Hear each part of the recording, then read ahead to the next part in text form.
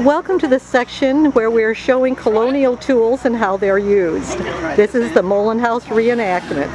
What you're looking at now is a saw. It can be considered a two-man saw. And we have two of our visitors currently working it. One person can use it, but having two, it works much more efficiently. Now we're going to walk over to where we see two different schnitzel bunks. These are people who are using draw knives.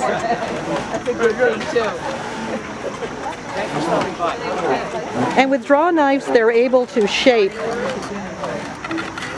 Even in very subtle fashion, they're very small shavings with what people generally think of as a coarse tool. And as you'll notice, you can't really pull it into yourself just because your arms do not go back that far. I mean, your elbows stop you. That's correct. Thank you. It's a good way to give up power tools. And I love the way the work looks. Thank you. The posts, I'm making the rails. And then we have something a little more crude. This is for post and rails. Yes. So I'm just working on the ends so they can get into the post holes. Oh wow, cool. Very nice. But it's really also to show both the finished work.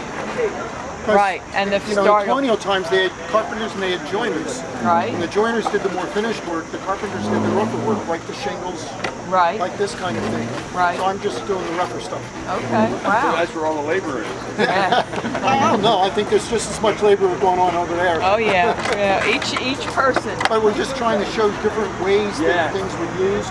Right. Over here would be the way they split the wood to make the shingles. Okay. They would use a flow. Oh wow.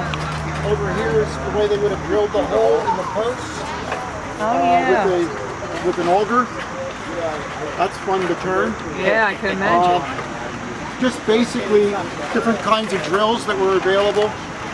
The hammer is a strap hammer. You'll notice the metal strap that goes down it. And there was some guy making a toolbox. And it cracked me up because he obviously didn't touch it from 1 year. You know, I was like, 1 year he was like planing the bush. Next year I see him cutting the dovetails. The next year he's like, you know, fitting the dovetails. I'm like, this thing's never going to get it done. Most of the trades, most of the craft. Weekend to years.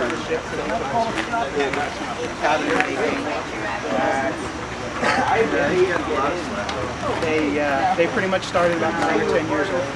The kids would start. And they would, most of the time they lived, the master of the shop would sign a contract with the apprentice and the parents. And they would apprentice under the master, they would live with the master for 7 years.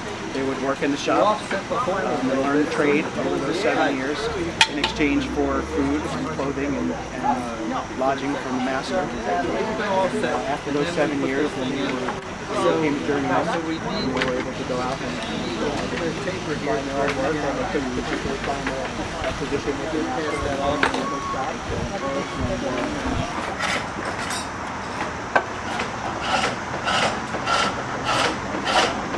I used to be on